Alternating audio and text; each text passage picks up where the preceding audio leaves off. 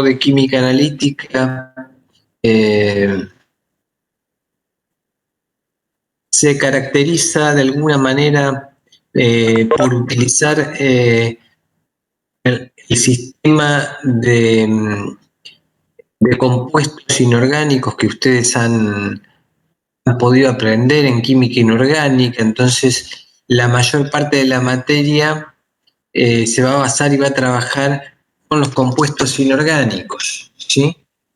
De hecho, con la doctora Almaraz van a ver la parte de química analítica cualitativa, que es una química cualitativa más bien inorgánica, ¿sí? ¿Por qué? Porque ustedes están aprovechando el plafón de todo lo que aprendieron en química inorgánica, ¿sí? De todas maneras, les quiero comentar que la química analítica se extiende a todos los compuestos, y hay una química analítica muy importante y extendida en cuanto a los compuestos orgánicos, ¿sí? En sí. Bueno, voy resumiendo un poco en los aspectos que yo considero principales. Como les decía, entonces se divide hoy en la química analítica en el análisis cualitativo y el cuantitativo. El cualitativo es encargado de identificar sustancias presentes, y el análisis cuantitativo, que es fundamental hoy en día, es determinar cuánto hay. La química analítica apoya todas las otras ramas, ¿sí?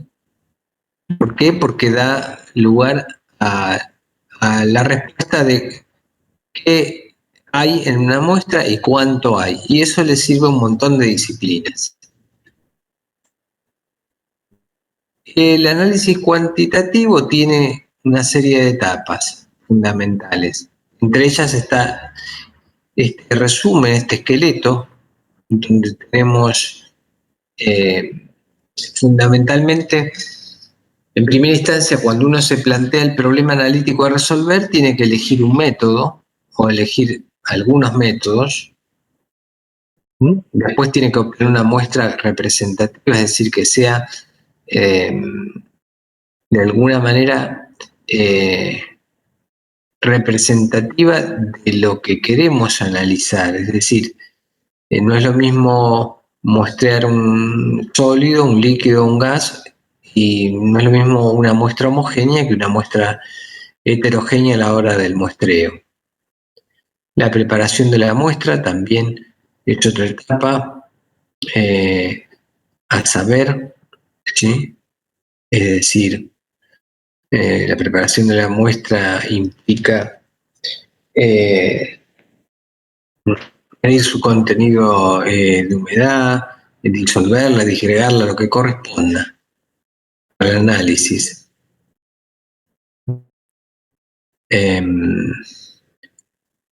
Disponer de la muestra, ¿sí? La definición de las repeticiones a realizar, es decir, cuántas medidas voy a hacer. Por supuesto, ahí, bueno, ver cómo voy a disolver la muestra. ¿Por qué? Porque nuestra química analítica es en solución. Como nuestra química analítica es en solución, necesitamos disolver las muestras preferentemente en medio acuoso. En algunos casos excepcionales serán otro solvente, pero en general vamos a buscar que nuestra muestra se disuelva en agua. Otra etapa importante es la eliminación de interferencias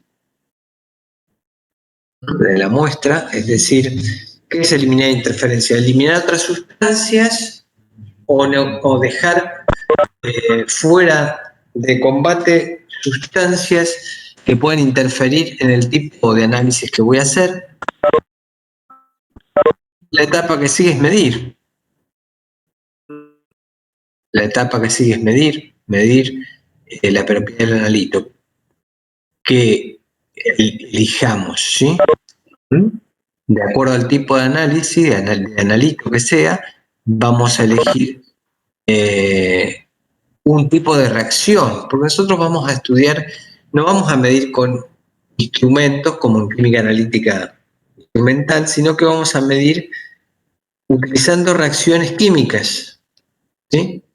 Vamos a medir utilizando propiamente reacciones químicas. Estas reacciones químicas nos van a servir para cuantificar. Algunas reacciones serán ácido-bases, otras serán redox, otras serán reacciones de complejación.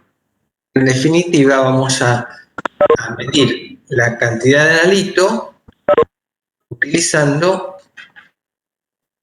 reacciones clásicas.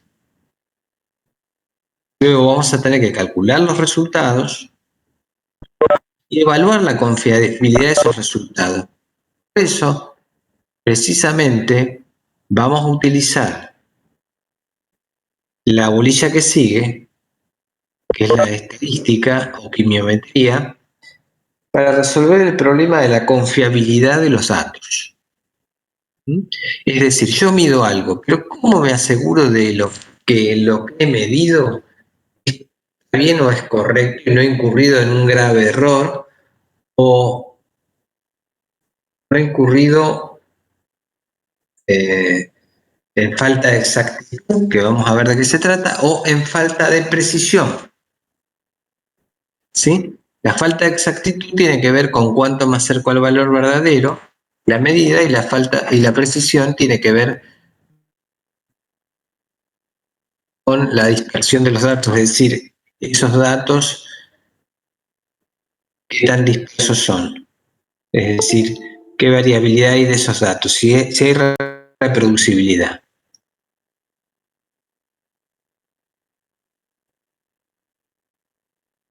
Lo otro que quiero que quede en claro y quiero remarcar, lo otro lo pueden ver en la clase grabada,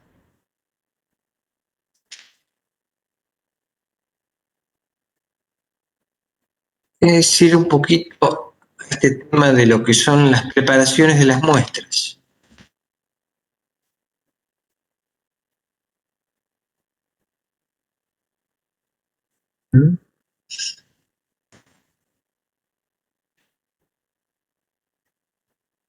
Bueno, nosotros en general vamos a recibir una muestra que tenemos que homogeneizarla, es decir, nosotros no podemos medir una fracción de la muestra si no está homogénea. ¿Por qué? Porque vamos a cometer un error de entrada que tiene que ver con medir vamos a medir algo donde vamos a tener diferentes propiedades intensivas en los distintos puntos de la muestra. Entonces, nosotros para medir tenemos que homogeneizar. Homogeneizar significa que tengamos las mismas propiedades intensivas en todos los puntos de la muestra. Bueno, ¿qué pasa entonces en un laboratorio analítico? En general, lo más común es recibir una muestra sólida, ¿sí?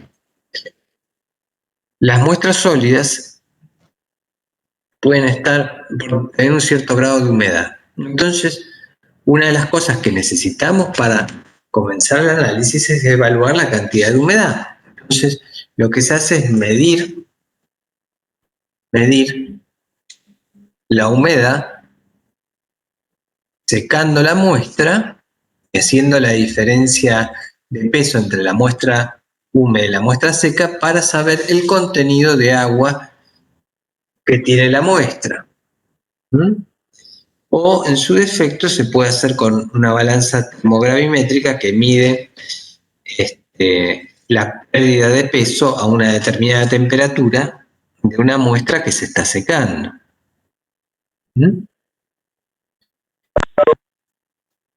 Después, nuestro objetivo va a ser que esa muestra se pueda disolver en agua, pero no siempre eso es posible de modo inmediato.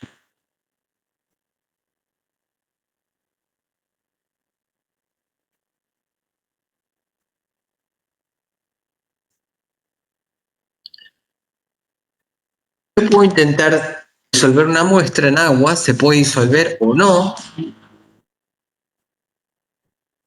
pero puede ser, si se disuelve en agua, vamos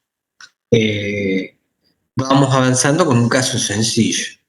Pero puede ser que no se disuelva en agua. El paso siguiente es probar si es soluble en algún tipo de solución acuosa regulada, es decir, con un pH determinado. ¿Sí? ¿Por qué? Porque hay muestras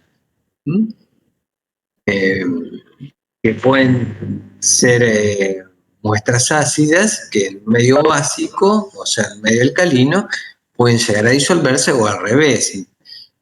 Muestras de naturaleza básica que en medio ácido pueden llegar a disolverse. A veces otra posibilidad es disolver la muestra en algún solvente orgánico, en su defecto. Muchas veces es necesario atacar la muestra, o sea, disolverla pero mediante una reacción química. Los ácidos diluidos en frío o en caliente son muy utilizados, ¿sí? Por ejemplo, un ácido nos puede servir para disolver una muestra, como puede ser una aleación metálica, puede ser un óxido de un metal, puede ser a lo mejor un carbonato. ¿Sí? Estas son todas las variantes en cuanto a las posibilidades más habituales. Hay casos extremos donde es necesario hacer una disgregación alcalina. Por ejemplo, hay óxidos como el óxido de titanio, que ustedes seguro, no sé si hicieron el trabajo práctico en química inorgánica, no es posible disolverlo en ácidos minerales concentrados, ¿sí? Entonces se procede a hacer una disgregación alcalina, que es algo drástico, ¿no? En álcali fundido en caliente se puede llegar a disolver el óxido de titanio como un titanato y se puede luego avanzar con lo que sea, el análisis, etc. Otra situación de las muestras puede ser que las muestras contengan materia orgánica. La materia orgánica debe ser eliminada a fin de liberar esos elementos inorgánicos para el análisis. Por ejemplo, si yo quiero saber el contenido de cloruro de sodio en una muestra de dulce de leche, por ejemplo, voy a tener que eliminar todo el resto de la materia orgánica. ¿Sí? Una manera es la mineralización húmeda, es decir, sometiendo a la muestra a algún agente oxidante líquido. Ácido sulfúrico, ácido nítrico, ácido perclórico concentrado y caliente, ¿sí? Son digestiones bastante drásticas que tienen que hacerse bajo campana y calentando con cuidado. En general se prefiere utilizar la digestión sulfúrica porque el ácido sulfúrico es un ácido con un elevado punto de ebullición. Perdón. No sé por qué se movió esto. Acá está. ¿Sí? Otra manera de hacer esto es la calcinación en mufla del componente orgánico, ¿sí? En una mufla, digamos que donde la muestra tenga acceso a estar expuesta al aire. ¿Por qué? Porque la corriente de oxígeno o el aire va a producir la oxidación de la muestra, en definitiva. Es decir, todos los componentes orgánicos de la muestra van a terminar en dióxido de carbono y agua. Y solo van a quedar los componentes minerales, ¿sí? La calcinación en mufla tiene esa características. Y eso es lo que genera lo que se llama a veces, que queda el residuo mineral, se llama ceniza, ¿sí? En algunos casos hay que tener cuidado según el analito que se quiera tratar. Por ejemplo, si se trata de el análisis de mercurio como ion mercúrico, por ejemplo, lo más conveniente es intentar una ceniza sulfúrica, es decir, hacer un tratamiento con ácido sulfúrico y llevar a calcinar y llevar a sequedad, se puede hacer en mufla, pero en presencia de sulfatos. ¿Por qué? Porque el sulfato mercúrico no es volátil, pero el ion mercúrico en presencia de cloruros se sublima fácilmente y lo perdemos y no podemos así analizarlo. Una vez que tenemos nuestra muestra, digamos, mineralizada, la podemos resuspender, es decir, redisolver en un medio acuoso en general o en un medio, en un ácido, en frío o lo que sea, o un álcali en general. Las muestras, es posible, se resuspenden en agua y se procede al análisis. Sí, no hay que eliminar interferencias. A veces es conveniente la eliminación de interferencias. ¿Por qué? Porque los interferentes pueden generar un error por exceso o en general por exceso, pero puede ser por exceso o defecto en alguna de las técnicas. Las técnicas, si bien tienen cierto grado de especificidad, no son totalmente específicas, es decir, muchas veces una complejo volumetría, digamos, no es específica porque va a poder utilizarse para medir toda una serie de iones de carga más 2. Entonces, si quiero medir un ion de carga más 2, por así decir, zinc, pero también hay presente, no sé, por decir, calcio, voy a tener que eliminar de alguna manera el calcio, que va a ser de interferente si quiero medir zinc, ¿sí? Entonces eso sería una estrategia para poder hacer una medida limpia, eliminar los interferentes, ¿sí? Interferentes pueden ser interferentes que reaccionen con la sustancia que se va a utilizar para valorar, o interaccionen de algún modo con la sustancia, con el analito a valorar, ¿sí? Entonces hay que tratar de eliminarlos de algún modo.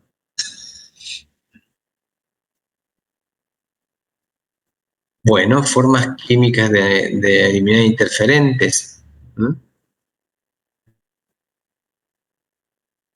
Agentes enmascarantes, es decir, sustancias que reaccionan con el interferente. Por ejemplo, se pueden utilizar quelantes, es decir, formar algún complejo para eliminar algún analito. Se puede variar el pH para poder generar, eliminar por precipitación alguno de los componentes, precipitación y su posterior filtración para eliminarlo del medio, cambiar algún estado de oxidación de alguno de los componentes para que no interfiera más, etc. Físicamente, bueno, físicamente no tanto físicamente, porque digamos, si precipito y filtro es químicamente y luego físicamente, ¿no? Una extracción sí es por ahí un poquito, puede ser una forma física de eliminar, como, digamos, extraer en un solvente orgánico de la fase acuosa a algún componente, ¿no? Otras maneras de separar son cromatográficamente, es decir, absorbiendo algún interferente en alguna columna cromatográfica o estilando, ¿sí? Bueno, esas son algunas de las cosas que yo quería que puntualizar. Como les decía,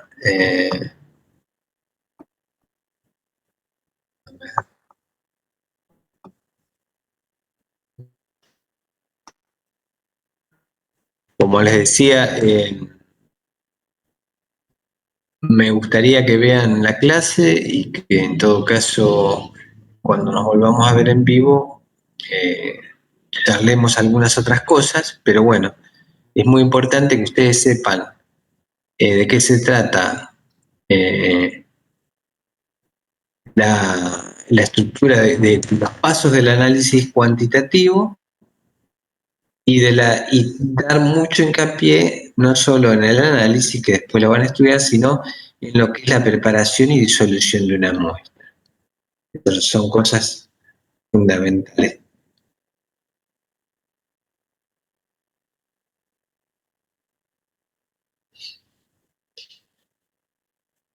¿Alguien quiere preguntar algo?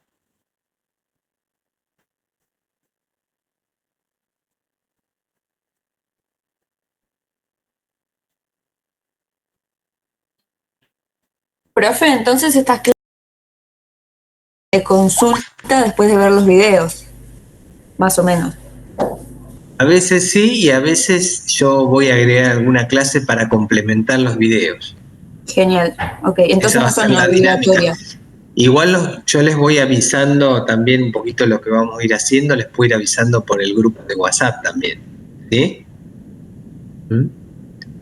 Pero bueno, Ok. esa va a ser un poquito la dinámica, aprovechando el plafón de las clases grabadas para que ustedes puedan. Vamos a ver también otros tópicos extras aquí en estas charlas o clases que bueno, hoy fue breve, va a ser breve, es esto de hoy nomás que quería comentar, pero otras veces va a ser más extensa y también a veces la vamos a grabar para que quede.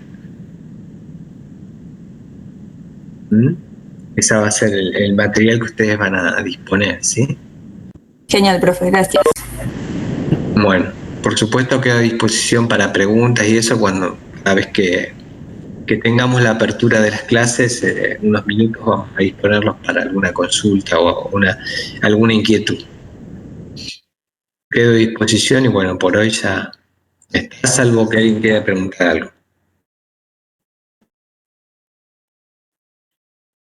Bueno,